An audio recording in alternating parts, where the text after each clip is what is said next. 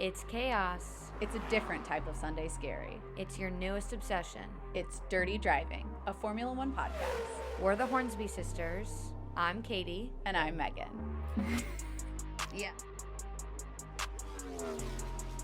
Hello, everybody. Hello, hello. Welcome back to yet another episode of Dirty Driving. And this week, I can't believe we're here. Megan, I can't believe we have made it. I can't believe we're wrapping up the season. Oh, I can. This has been long. This has been miserable. Let's get it done. I mean, I'm so tired of this season. I shouldn't be this tired of the season, but I'm just really tired of the season, I've decided. I was definitely expecting a more, I don't want to just say exciting, but Oh, this track sucks. I hate this track. I knew it wasn't going to be any more exciting than this. The only reason last year's race was good was because of the controversy, and I don't even know if you can call that good. Yeah, I was hoping for, I guess, a more exciting second half of the season. And then this was just the top off of not getting the second exciting half of the season. So, you know, it was very on brand for the season. You know, we had a Max Verstappen victory. We had Ferrari splitting the two Red Bulls. We had Checo just not doing enough. You had Lewis Hamilton walking away from the car in disgust. George Russell finishing in the top 5. Carlos Sainz in the top 5, but not in the top 3. Like, the top 6 was just kind of like, okay, I could have, this is the season. Alonso DNFing. It's like, wow, the top 7, including Norris, was just like, well, duh. That's the 2022 season wrapped up right there.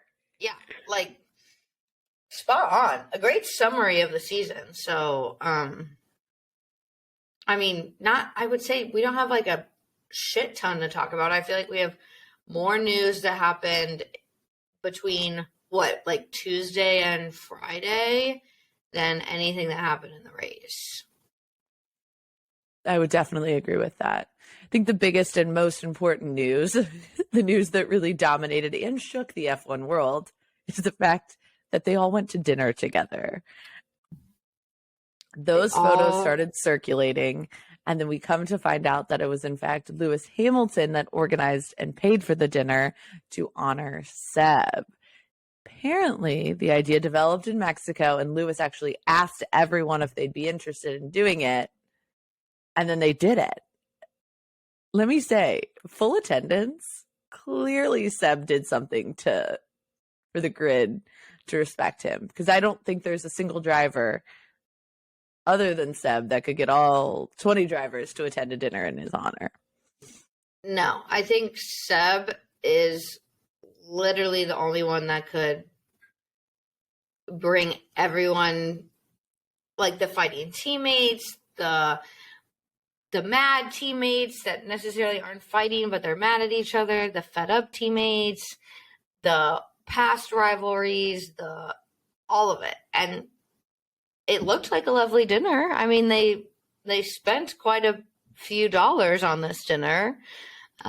So I mean, but the real issue is we all saw the bill. The real issue is who the hell ordered 4 virgin mojitos? Who was that? I need answers. It's the last thing. 4 virgin mojitos. Who was it? Was it 4 people, or was it one person ordering 4? Because I can't even imagine the desire to drink a virgin mojito. Yeah. I'd have to That's like sugar really, water and lime. I'd really have to think about like I feel like Alex Albon would have pulled some shit like that. Maybe. I mean, there was a lot of wine on it. Obviously, I'm feeling like the Heineken was definitely VB. Oh, there was a Negroni, not Spagliato, not with Prosecco. There's some things going on this menu. There was 4 onion flowers. I'm assuming that's like a bloomin' onion, but upscale. Then we've got 4 French fries. Obviously, one of those was Yuki. I can't imagine Yuki's not having some fries. I'm surprised Yuki didn't get something off the children's menu. Like, I mean that out of love. I don't mean that as in, like, but, like, I'm surprised he didn't get something from the children's menu. I would totally have ordered something from the children's menu. But yet, I don't think that he would get a virgin mojito. I need to know who ordered these 4 virgin mojitos, because first off, they were kind of expensive virgin mojitos. I don't know. I really loved it. I loved it. I also loved all of the analysis and breaking down of where everyone stood in the group photo, because let me tell you, I did go through this photo and examine who's standing next to who. Because clearly, if you stood next to your teammate, you like each other. Yeah, I mean, like, you take photos with, like, they take a group photo, like, at least 5-6 times during the season, and they always are slotted next to their teammate. So I think, like, inherently, it's like, oh, let me stand by my teammate for this group photo. If you didn't look for your teammate, then you're done with your teammate. You're fed up. You're pissed. I mean, I literally didn't even know Max was in the photo. He's tucked so far in the back behind K-Mag's head, as far away as he could be from Checo. You have Checo cuddling up to Lewis Hamilton.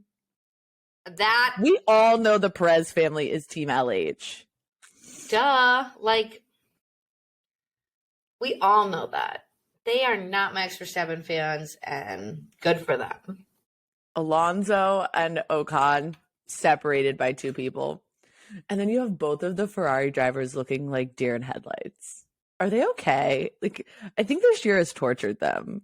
No, they've been traumatized this year. I feel for the 2 of them. They both, I think out of everyone on that grid, I think they are the ones that deserve the vacation the most.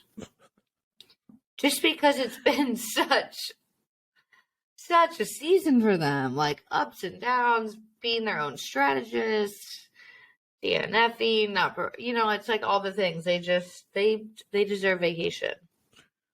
Honestly, it's Pierre and Yuki. It's George and Lewis standing next to each other. Lewis looking like a fashion icon and George looking like a daddy. Then you have Pierre and Yuki standing next to each other looking like a lovely couple. You have, in one of the photos, you have Daniel and Lando both looking at Alonso for whatever Alonso's saying. You have Vivi and Zhao next to each other, and then you have Checo looking lovingly over at the gang. I think he's looking at Yuki, but he's next to Lewis, like leaning into Lewis. And that is just giving, like, what a happy group. And then you have Charles and Carlos looking like deer in headlights, pained. Like, Charles this looks like, help get me out of here. I need the season to be over. I need to mentally recharge. And then you have, I mean, I still can't get over it. Max Verstappen, the 2-time world champion, the world champion of this year. And you can't even basically find him in the photo. Half his face is cut off. Which, he's playing it cool. He's like, I'll just tuck in at the back. No one needs to see me. It's fine. He probably was like dawdling around and missed the like announcement of we're taking a group photo and had to run and grab a spot in the back, which he was probably like mansplaining something to somebody. He does that very well. The more times I see him like on candid camera, he's just like explaining something to somebody. And I'm like, this is what he probably is doing. But it was it's really funny because, like, look, if Lewis Hamilton was the champion, everyone would have been like, Lewis, get in front. No one was like, Max, get in front. And that gives me life. It gives me life because I think it's just a subtle nod to the fact that while they're all okay with Max winning, they're not okay about Max winning. Exactly. There's a difference there. There is. In other final silly season news, we have Haas confirming Schumacher's departure for Nico Hülkenberg. And really, this is a move that I can't understand. It's the dumbest thing. I'm like, I don't want to wish ill, but I just hope he chokes next year because this was ridiculous. This whole thing is ridiculous. I would never hope Gunther Steiner's team would choke. But I will say that it really does bother me that essentially they replaced a young driver that hasn't shown them enough for an old driver that has never shown enough, who hasn't been on the grid in, 3 years? 3 years. It just feels so stupid. Who has never won, who has never been strong enough to be anything other than a reserve driver. I'm sorry. That's how I feel about it. It's Nico Hülkenberg. Do I love seeing him pop onto the grid when a driver, like when Seb was out at the beginning of the year during COVID? It's great. He's got a good attitude. He brings in some fun. Do I want to see him every weekend? I've already seen him every weekend. He's had his chance. I want to see a young driver or a Mick Schumacher out there showing us and growing and giving us a lot more interest than someone who's already had their time in F1. Or at least has more potential. I mean, Hülkenberg hasn't been on the grid in 3 years, and really he's already had his opportunity to show his stuff. And now we have Mick, who is doing better. And I really truly think that they just didn't give him the tools that he needed, and B, really at the end of the day wasn't as bad as Gunther's portraying it. Like, yeah, there was a lot of incidents. He cost a lot of money, but he brings in a lot of money. He's a Schumacher. It just doesn't seem totally, I guess I just don't see the bigger picture and the down the road.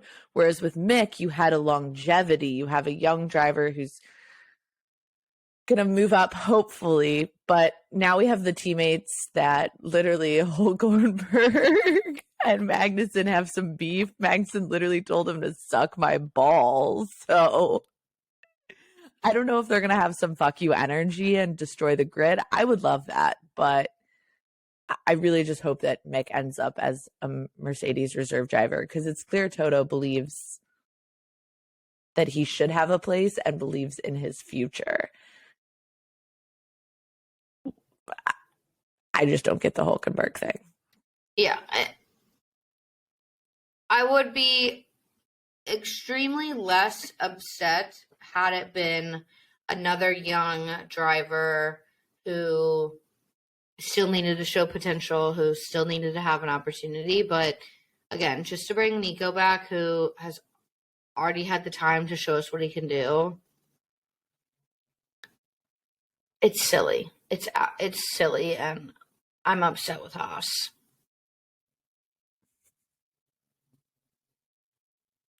On the Williams front, we had Logan Sargent confirmed to be racing alongside Alex Albon for 2023. Logan Sargent secured his seat with Williams by earning his super license by finishing the F2 final race this weekend in 5th. And so that meant that he ended P4 in the championship and thus was able to earn the required 40 points. We'll see what happens here. It's an American on the grid. Some questionable personal political beliefs. I'm gonna reserve full judgment on all of him and his politicalness. I'm hoping that he can use his platform in F1, or maybe be inspired by some of the F1 drivers to really think about some of the things that he thinks he believes.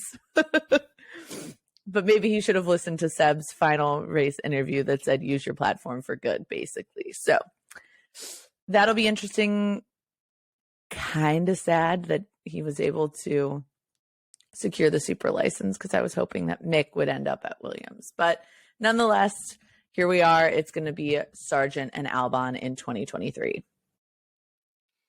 In other news, it started with Helmut Marko. I feel like it always starts with Helmut Marko slipping some tea to some random reporter, which then tumbles into Christian Horner having to address it, and then the driver himself talking about it. So if you have no idea what I'm talking about, Horner and Ricciardo basically all but confirmed there will be a Red Bull return for Danny. I love it.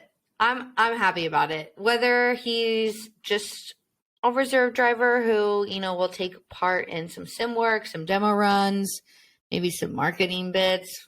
Gotta love Daniel in that Red Bull racing suit. We'll see. I mean, it keeps him going. It keeps him active. It keeps hope that there's a return for Danny Rick in the full grid for the following year. It's going to be interesting. I'm happy that he is not leaving F1, so he will have that position at Red Bull. I'm happy for Maxwell. In fact, I really only like Max because of Maxwell. I've come to really sort my feelings about Max, and the only fondness I have is his Red Bull past with Danny Rick. So we'll get that again. I do think it's a bit interesting that Liam Lawson will be the official reserve driver and Danny Rick will be in this other reserve driver role, like Katie said, where he's going to take part in kind of the off-track stuff. Maybe that's a genius move by Red Bull because Max isn't the most marketable driver. Checo is. I could see Max kind of taking a back seat and it being Daniel and Checo that do the Vegas stuff. I do wonder if Christian Horner did this to keep both Liam Lawson and Danny Rick as like a card in his back pocket if things between Checo and Max fall apart. For sure. I think Christian Horner works harder than Kim Kardashian. Kris no, not Jenner. Kim. Kris Jenner. Kris, who works harder than the devil. So we all know what, we know what that means. We know what that entails. So I think absolutely. I think Christian's always many steps ahead what's going to happen because he's been trained to do that. Just like Kris Jenner has self-trained herself to be many steps ahead of her family. So it makes total sense. Who knows what's going to happen between Checo and Max next year. But if Checo starts getting in the way of Max and Christian's dreams of a third title or, whatever is next on their pamphlet of to do, he'll replace someone in a snap. We've seen it before. So I definitely think that's what the idea is, what the plan is behind that. Well, we have another question about who's going to return next year. We have Matteo Binotto. There was some news last week that Fred Vasseur is lined up to take Binotto's place, but it doesn't actually seem like that's happening, at least from what Ferrari is saying. And what Binotto is saying himself, he says that you will in fact see him next year, and he's pretty calm about the future of Ferrari. I fully would be not surprised if Ferrari does either thing, keep him or ditch him. It is, in my head, Ferrari is going to do probably what we all least expect them to do, which is thus keeping him. If we go by our logic of how Ferrari works, I don't necessarily think he's the person that should get canned. There definitely need to be changes, but realistically, as awful as the year was Ferrari, it was a positive step in Ferrari's trajectory at the end of the day. I would not say it is as positive as Binotto says it is. He's calling the season a 7.5 or an 8. And in my head, I was like, are you calculating this to 8? Like, are you calculating it to 12? What number are you calculating this to? I fully believe that if Charles had not won P2 in the drivers, there would be some bullshit happening behind the scenes. But that at least quelled the ties. They at least pulled the strategy out of their ass to make it work on this Sunday. What does that look like in terms of his job next year? That's a question mark. Do you think we need someone who knows tires a little bit better in that team? I think it all comes down to what Mattia is able to pull off and make changes for in the off season. And I don't think if those changes are made, then Ferrari will consider getting rid of him. Like, as a leader, how do you look at your team and say, oh, everything's great, we're doing a great job. Yes, we got P2 in the constructors. Yes, we got P2 in the drivers. But look at all the mistakes we've made this year that could have put us in P1 in both. So it's like, maybe they're giving him the opportunity to make those changes. And if he doesn't make those changes, then they'll get rid of him.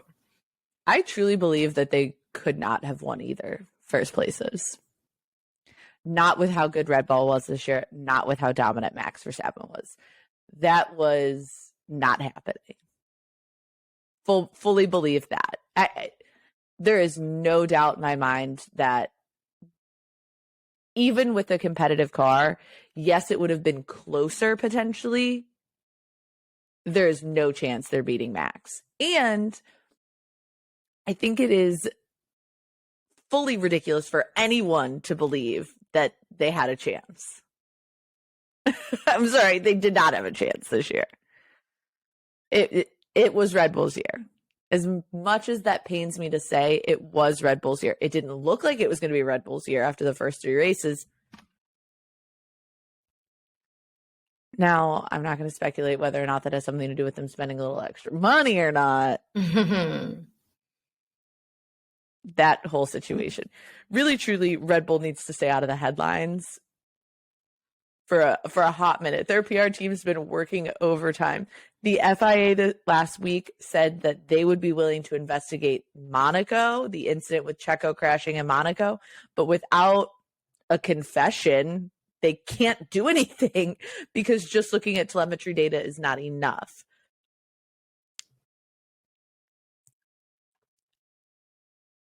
I am stunned that Red Bull allowed that whole situation to get out into the news. Yeah, I mean, and for it to come out this, we don't have to get into it, but for it to come out that late, that doesn't make it made no sense.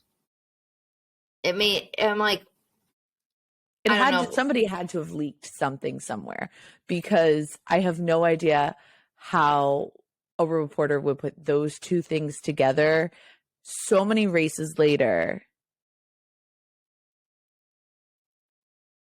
There was something behind the scenes, because unless there is something huge that all of us are missing and they leaked that to throw us off from something else that we are not seeing, which it could be everybody shutting up about the cost cap. Yeah, I don't know. Red Bull, you're exactly right, Megan. Red Bull needs to stay completely out of the news, completely out of the headlines. They need to come in next year and just let the driving do the talking and not let all the team do the talking. It's not possible, though. Helmut Marko and Christian Horner can't shut their mouths. So as much as they need to stay out of the news, those two men will not let it happen. No, not at all.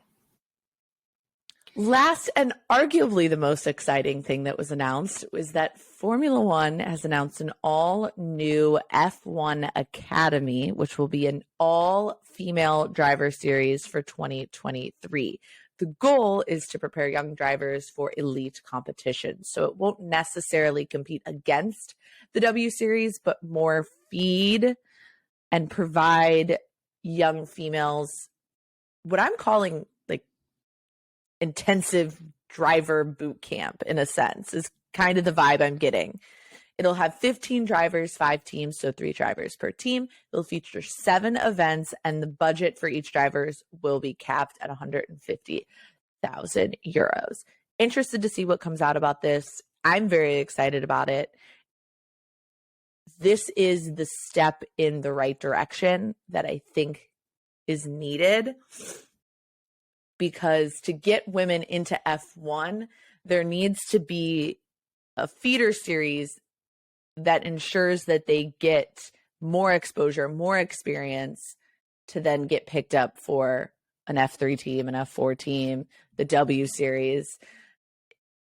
It's providing them the step that I think is missing in the chain to get them into some of the lower series. So it'll be interesting. I'm interested to see what news comes out, what they officially decide for like length of race, structure of the weekend. How is this going to fit into the rest of the series? Which races are what are the 7 events going to be? How long are they going to be? Lots of questions. Excited to see what happens. I'm honestly shocked that they pulled this together so quickly. When the reports came out that it was going to be ready as soon as next year, I was like, oh, I don't know about that. That just feels rushed and quick and all of these things. So I'm also very interested to see how this plays out. I'm interested to see what this does to the W Series in terms of, does it provide them more drivers? Does it take drivers away from the W Series? It's suited for younger drivers in, as Megan said, more of like a boot camp of education to get them prepped. So, we've seen F1 and the FIA put out things to appease the general public and have not seen them come to fruition. So it's just one of those things that we're definitely going to be keeping an eye on next year and keeping checks on what's happening and how well it's doing and if it really makes sense. No, I fully think it's going to make sense. I think it's a genius idea if they can execute it. And clearly they're excited about executing it. It has the backing of drivers. I would not be surprised if the one role that Seb comes back in is doing something in a series like this. There was so much pressure to make something like this happen or have again, I don't think it's going to compete with the W Series. The whole point of it is to be before the W Series. So in my head, this is hopefully going to ensure that the W Series has more longevity because there is a track for people to go from a younger series into the W Series. And if these races are held at major F1 races, the more eyes, the more exposure at a race means that more eyes and exposure ultimately head towards the W Series.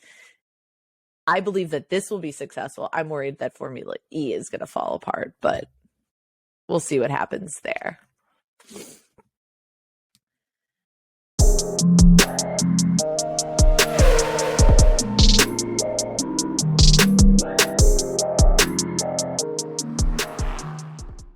This weekend, like we've been saying, was the Abu Dhabi Grand Prix. It was a 58-lap race. The first Grand Prix was held back in 2009 with Sebastian Vettel winning from his teammate Mark Webber.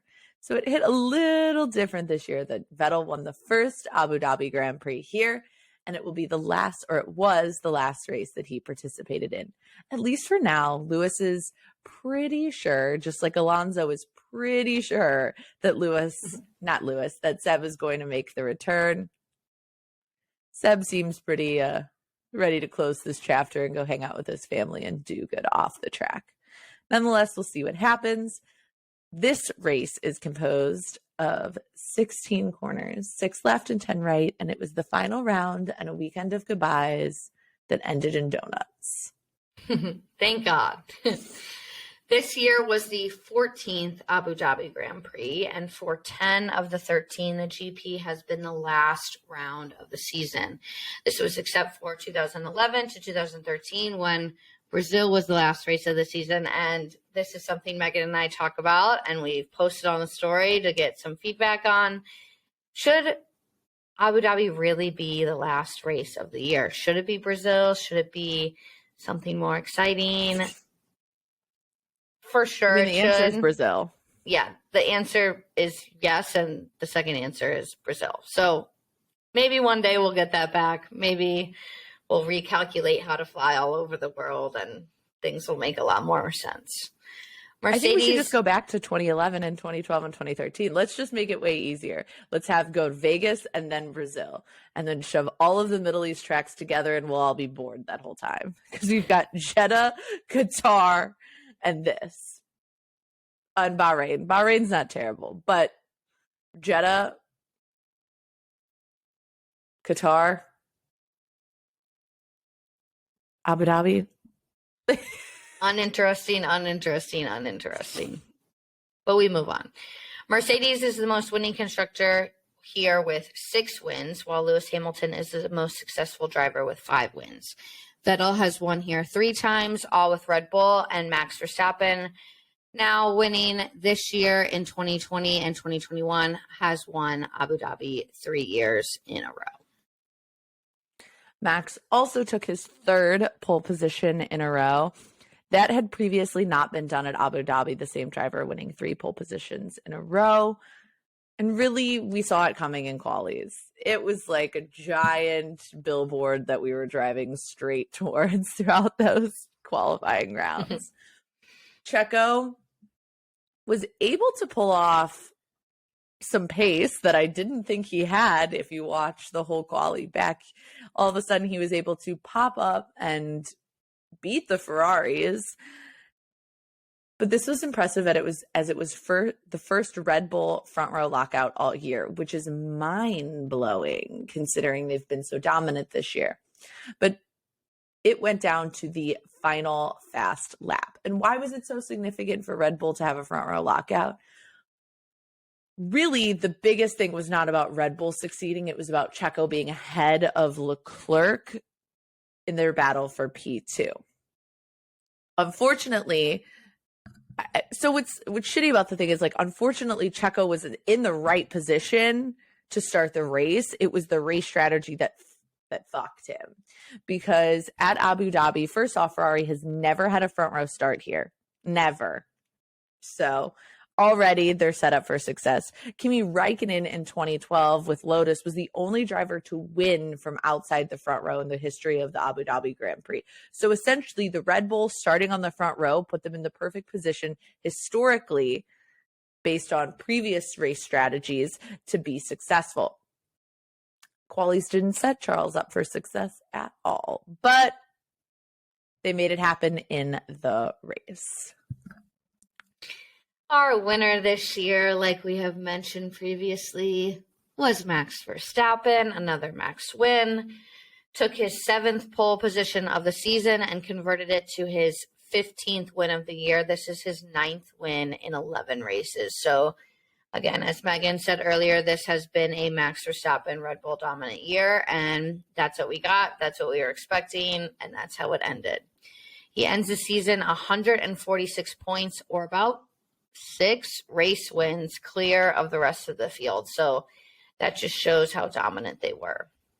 Charles Leclerc took 2nd, P2 in the Drivers' Championship, beating Checo by 3 points. So if we think back to last week, that swap in Brazil really wouldn't have done much, because Checo still would have finished 1 point behind Charles. But it does show how small these differences can be in terms of Drivers' Championship standings.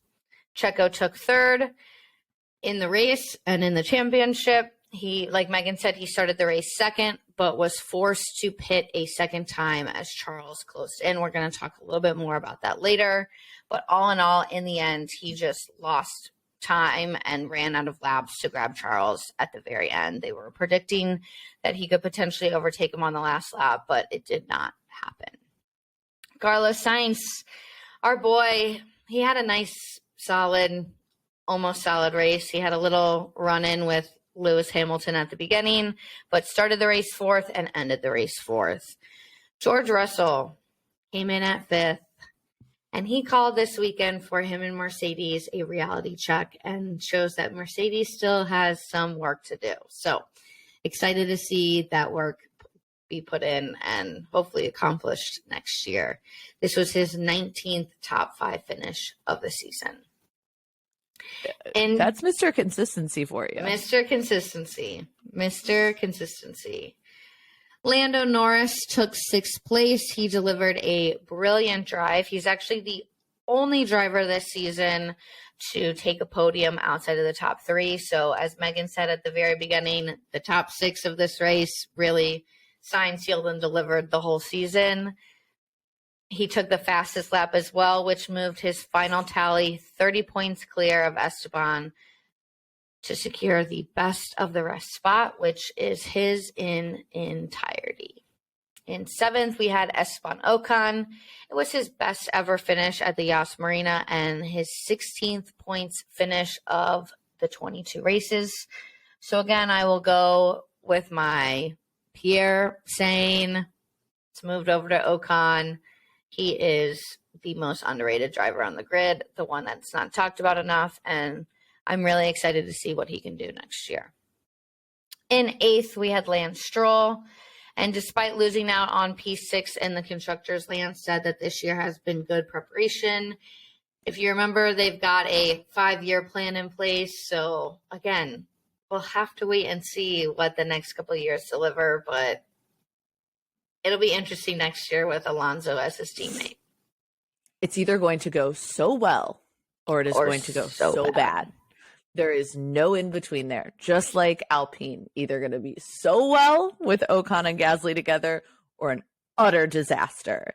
And Otmar, I think, is doing some Ouija boarding and prayer circles to make sure it goes well, because he has now said publicly he thinks this driver pairing is better than having Piastri, which, okay, let's hope they can bury the past. That just gave me chills. There's so much going to happen next year. I'm excited for it. Daniel Ricciardo, our boy that's leaving us. Everyone fingers crossed right in the second. We'll have a joint fingers crossed moment that he will 100% be back.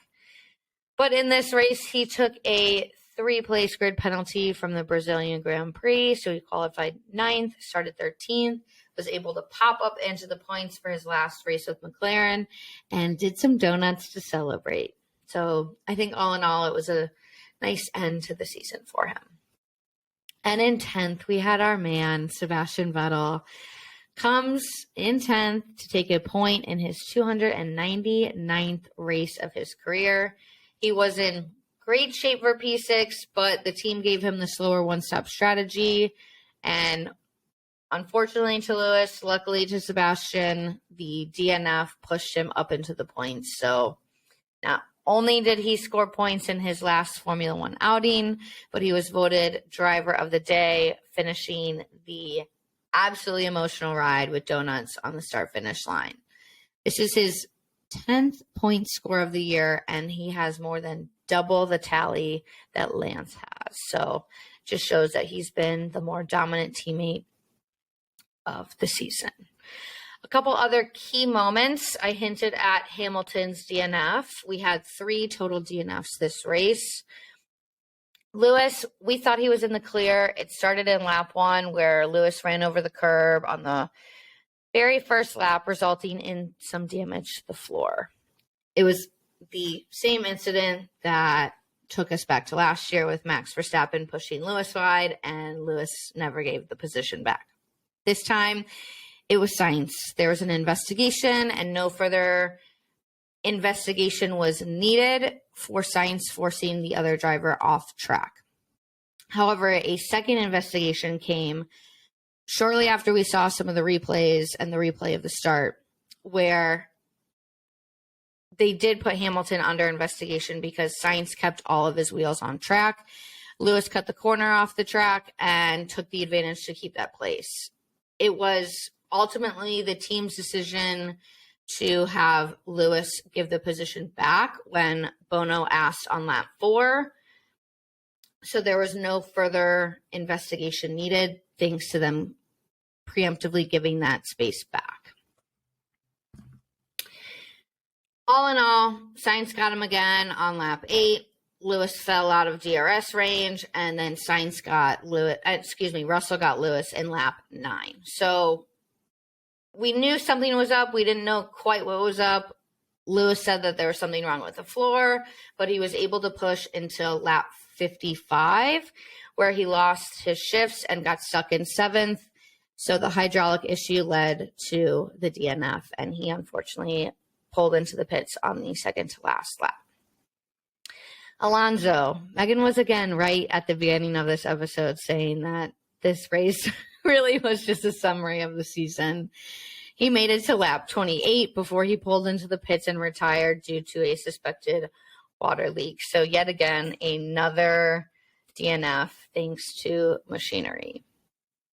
And in our last DNF in lap 39, Latifi was very clumsily tagged by Mick, which they both had a beautiful, graceful pirouette spin. Mick received a 5-second time penalty, and I thought Latifi was going to be fine, but in the very last lap, he pulled into the pits and DNF'd. Could not get across the line. The only other big thing I wanted to mention from the race was that George Russell had a long stop and was put under investigation for an unsafe release. It's always difficult to see those. I'm always like white knuckling the table when I see those because that could be a horrible, horrible accident. So he did take a 5-second time penalty. That's kind of it on Abu Dhabi. Again, we want a more exciting race to wrap out the year. We got a race that really summarized the season. So not disappointed. I think the celebrations around Sebastian Vettel were really the star of the show this weekend. And it was an honor being able to see him race at some point during his F1 career as a fan. So.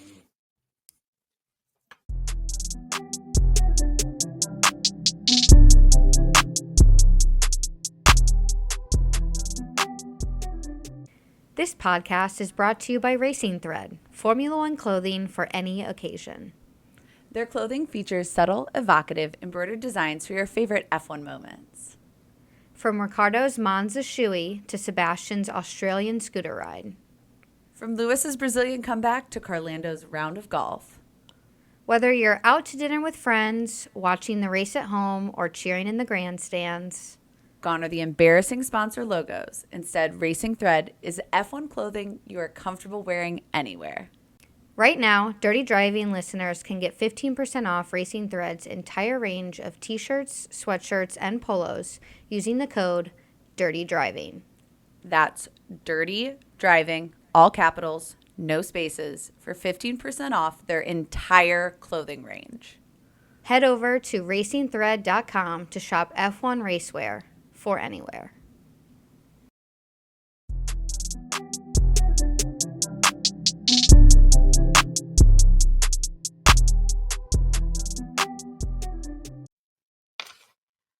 All right, Megan, let's get into the other news, other things that we need to talk about. In the Constructors' Championship wrap-up, Alpine scored 4th. They fended off McLaren to finish one place higher than they managed last year, so improvements. I think going into this, I kind of thought McLaren was going to have them, but Alpine came in and did the damn thing, for lack of a better phrase. It's pretty impressive that they are able to do it with so many Alonso DNFs this year. Honestly, McLaren didn't deserve it. The McLaren drivers have been more honest than all of us. Lando Norris is out here like the car is a piece of shit. It's slow. It's a miracle that they even finished 5th, in my opinion. I don't even think they really deserve 5th. But that's my issues with McLaren.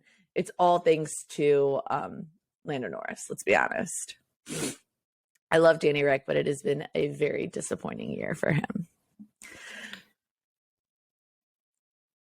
Alfa Romeo finished 6th ahead of Aston Martin. Zhou and Valtteri did not score points in this race, and Vettel scored the last singular point to tie both teams at 55 points each. Alfa Romeo is scored higher than Aston Martin because Alfa Romeo has the best result overall, and that was Valtteri Bottas finishing 5th in Imola. The better result wins out. That logic follows Sebastian Vettel, who finishes the season tied with points with Danny Ricciardo. They're both at 37 points, but Ricciardo had that P5 finish in Singapore, which puts him ahead of Vettel, whose highest result was P6 at both Baku and Japan. So better result wins out there again. And I was happy with this. I wanted Alfa Romeo to finish ahead of Aston Martin. I think Aston Martin didn't deliver us the car that they said they were going to deliver us. And while they have technically been a little consistent with Lance Stroll always ending in P10 and somehow they always sneaking up to the points, I thought Alfa Romeo and Zhou in particular did a great job this year. And so I think they're deserving of that. The biggest struggle for Aston was that they couldn't qualify well. They could never, so if you can't qualify well, you're already out of position. And yes, they had better race pace and could make up positions, but it's always fighting from the back of the pack. And there have been glimmers. We've seen glimmers of greatness. We saw we saw Sebastian battling Alonso in Japan. We saw Vettel and K-Mag. We saw at the end of this race, it was wonderful to see Danny Rick and Vettel battling it out for those last couple of points. So we've seen it's possible to have a better Sunday, but overall just has not been the car we thought we were going to get when it showed up, and it was the sexiest one of them all. AlphaTauri finished 9th, something I never saw coming at all. This is, I think, my biggest shock and surprise of the season. I don't know why I have so much hope for them, but I just do. I mean, they're Red Bull's junior team, quote unquote.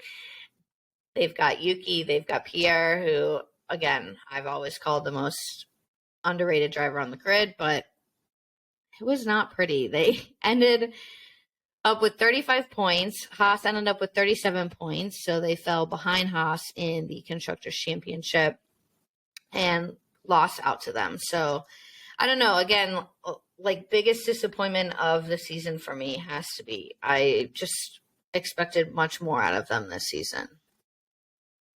I don't know how much this season for AlphaTauri was a function of them falling behind as much as a function of other teams taking a step forward.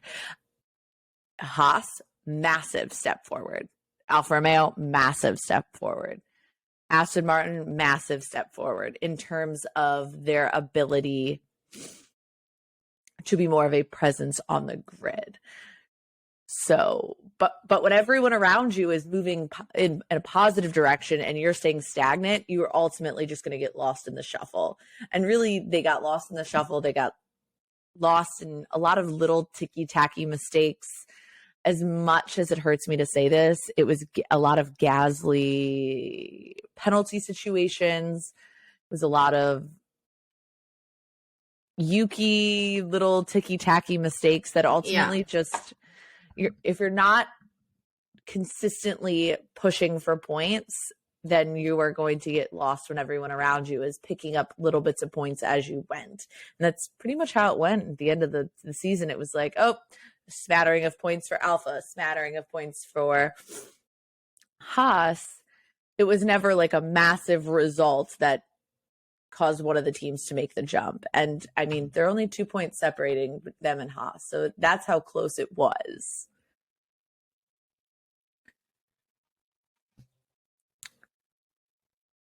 I think we would be remiss without discussing the whole Lewis red flag situation before we end the season, because it definitely was one of those weird, not very rarely seen situations that a lot of people who are not actively following the FIA documents would be very confused. Which, speaking of that, if you ever want to go and read any of these documents, any of the summons, any of the provisional starting grids, any of the official results of an investigation, all of that's found on the FIA website.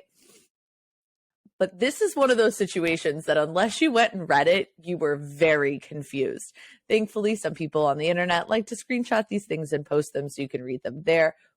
But there's always the FIA as a backup resource. This problem in FP3 is one of those lightning strikes only a couple of times. And when things happen together that don't jive, you get a situation like the Lewis Hamilton situation here. So Lewis overtook Magnussen when the red flag was out during FP3 this weekend. If that was the only sentence I'm going to say, he would have gotten a penalty and he would have had a grid drop. He would have, I don't know what he would have had, but it would have been the maximum penalty he could have been given. But for this specific situation, they actually awarded him no penalty. And that is because of a series of situations. And like I said, lightning striking. the fact is that in fact did happen. Hamilton did in fact overtake K-Mag. So there is no doubt that that is like a true thing that occurred. But it's the explanation that like led the FIA to not award Hamilton a penalty. So what was that? What happened that got us to this weird situation where Hamilton did in fact violate the rules? I'm going to say that again because I'm not saying what Hamilton did was right. I'm saying he broke the rules, but there's a circumstance that has to be accounted for.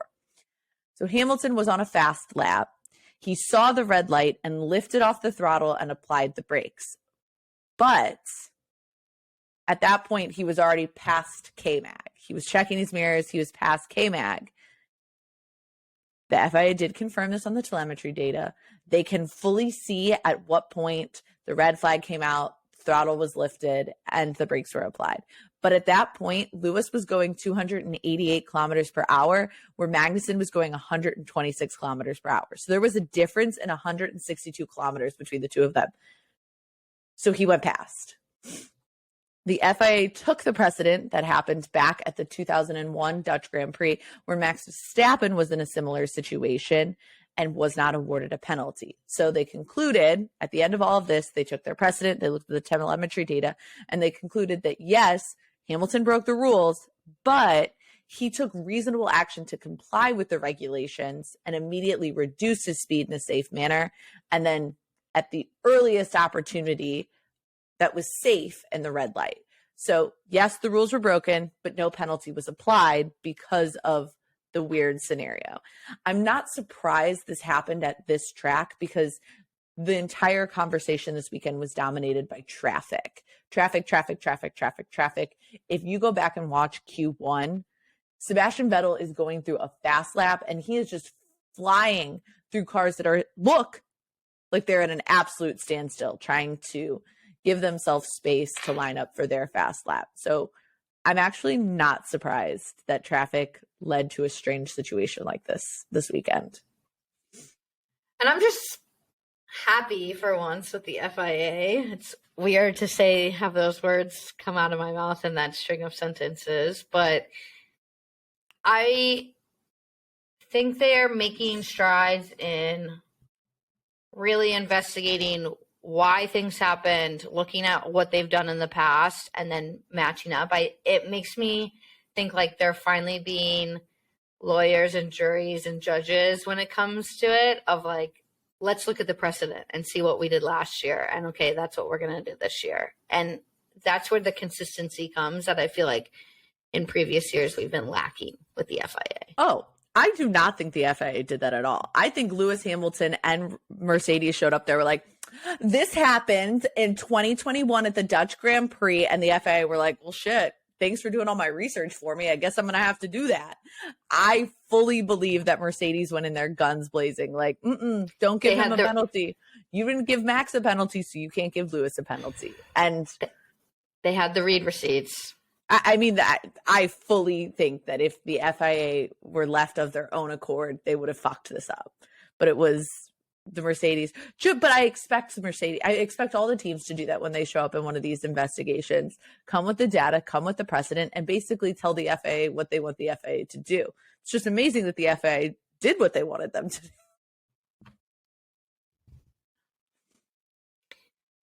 So now we have to talk about Perez and the mistakes that were made that costed him P2 in not only the race, but in the championship itself. So it all started with the strategy and the first stop. He made both his pit stops too early in comparison to what was happening with the rest of the grid. The first pit stop and track return did not go well. So first pit was a little rocky. He came out behind Vettel. He was able to get Vettel, but then Vettel came back and got Checo thanks to the mistake he made. So it cost lots of time as Leclerc stayed out to extend. Leclerc did great on his tires and really didn't give Checo the opportunity to perform a well-executed undercut. In post-race interviews, Checo talked a lot about how he lost time in the middle stint, and that was kind of the downfall to his race. He could not make the mediums last like Max did, which pushed him into a two-stop strategy while they thought they were still on a one-stop strategy. Which the whole tire management was a little shocking from Checo because historically he's been very good with tire management. Think he might have gotten a little greedy. He definitely was not watching his tires well enough. But it is uncharacteristic of Checo. I thought he had it in the bag.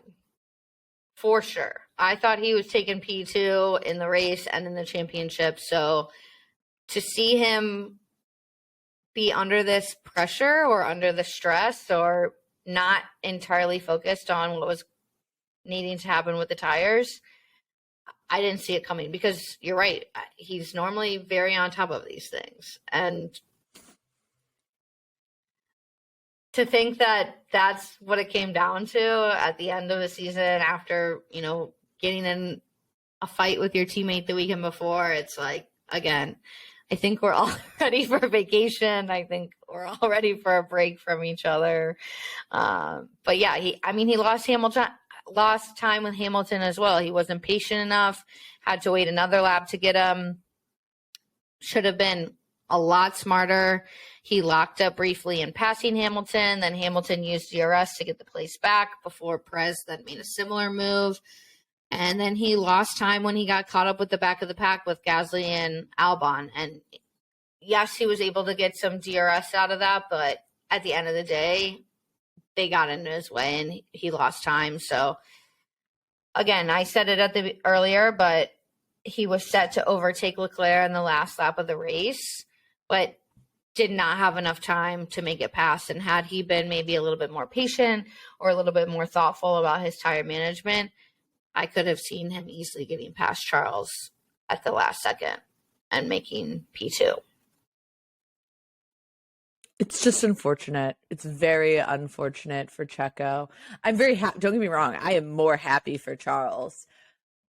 And yes, I know that the math doesn't work. If Max had let him through in Brazil, then the math, he would still be a point behind. That does not discount how fucked it up it was that Max didn't let him through. I did think it was a bit odd that so many people were saying that Max should back up and hold Charles off. I don't like that. That seems shady. I don't like that. I don't like that at all. Like, let me slow down to get in the way of another driver so that my teammate can get through. To me, that's like an accident brewing, waiting to happen.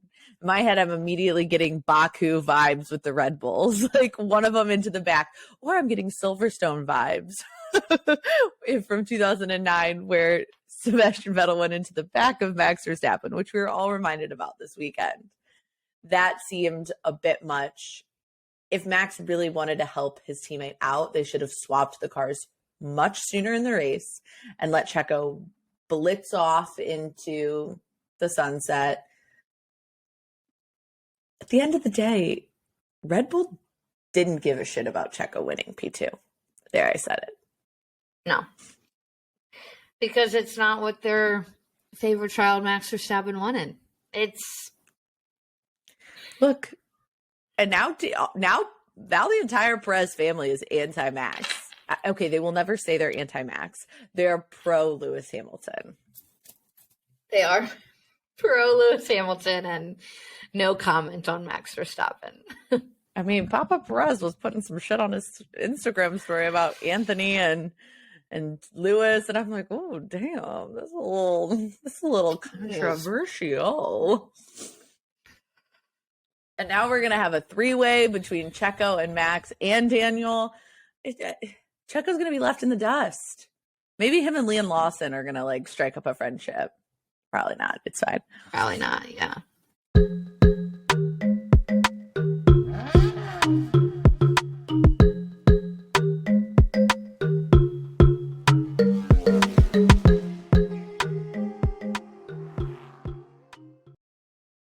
My winner for this weekend, unconventional.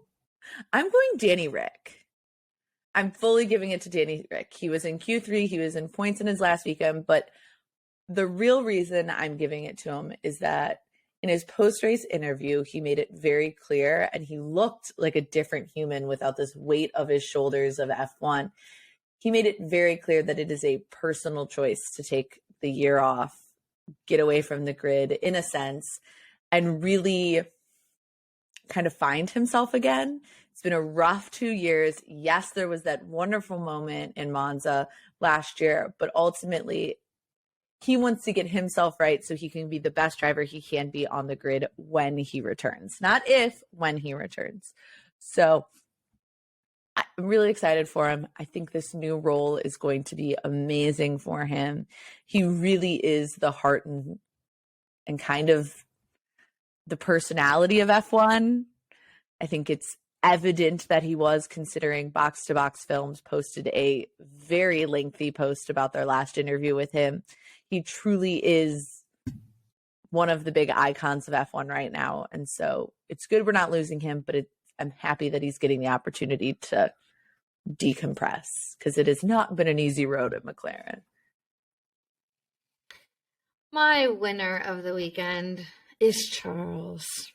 I'm happy for the man. He started out the season strong, struggled along the way. I think he's still working on finding himself as not only a human, because I'm often reminded that they're still very young, but also as a driver. And Ferrari strategy this race absolutely nailed it for once, and I'm happy for him. He deserves P2 in the race and deserves P2 in the Drivers' Championship. So excited to see what he can do next year. My loser is the man to DNF first this weekend. Alonso. This retirement, this race is just a summary of his season.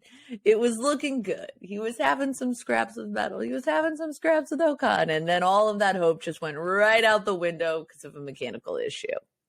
So truly, I don't think that the season could end for Alonso any other way. This was the only way that would make sense for his year at Alpine this year. I truly believe that him and Lewis Hamilton are so happy that it's over. They're like, done. It's over. We made it. Let's go on vacation. They're not going on vacation together, but they're both in the same boat with feelings-wise about their cars. And my loser is someone we've talked about plenty, so I'll just leave it with one sentence. It's Sergio Perez, and my God, I just hope that he knows what he deserves and gets some of that next year. And if he doesn't, then I hope he makes the moves that he needs to make to get to a spot where he does deserve.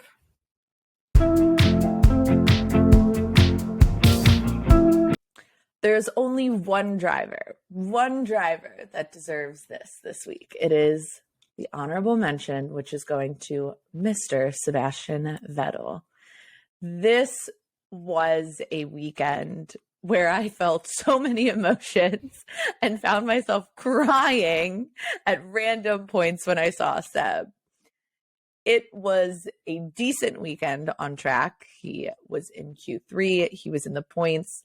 And in true Sebastian Vettel, just Seb's ways, when asked after the race about the race, he said, I wanted a bit more. Yes, Seb, we also wanted a bit more for you.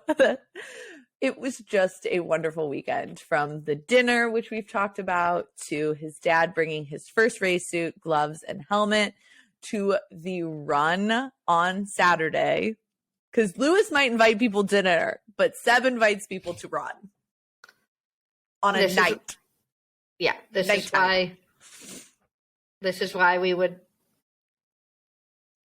barely pick Lewis Hamilton over Sebastian Vettel, because we are not runners, but we can eat. I would have run for Seb. It would have taken me a while, but I would have run for Seb. I'd have been at the line cheering you on. It was such an outpouring of love. of love for him, seeing Seb with his race children, Mick Schumacher and Charles. The only person that was missing from the run was Danny Rick, realistically. And then you have all of his race children.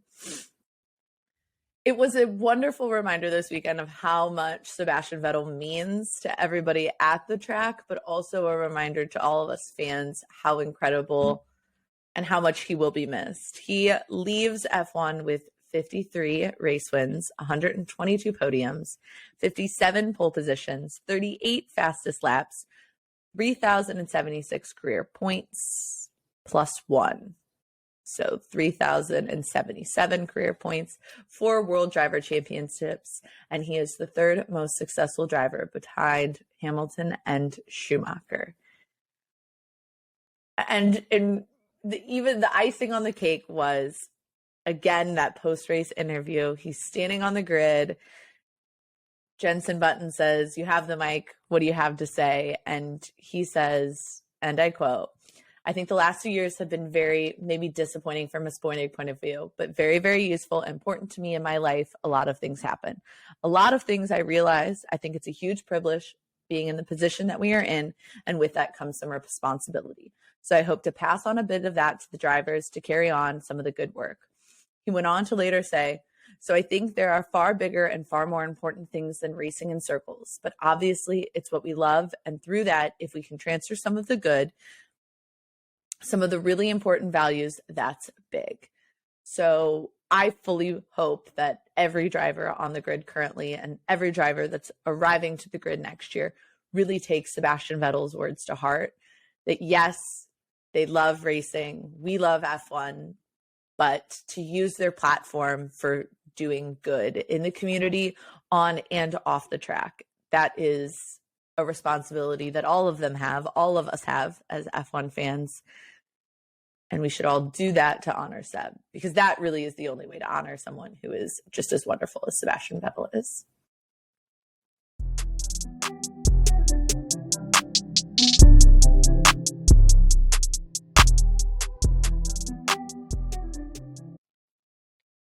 Next week is not a race week, simply the worst. It's the first non-race week in a long string of non-race weeks, but also slightly needed. I think, as we've said many times this episode, the drivers need a vacation. Mattia needs a vacation. Toto, you name it. Christian's looking rough. Christian needs like a 7-day spa retreat, and if I could, I would send it on him. I would send him to that by myself, but that's not happening. That does not mean the F1 content stops. Join us next week as we will be recapping the 2022 season, and a fair reminder that it's really only 104 days until lights out.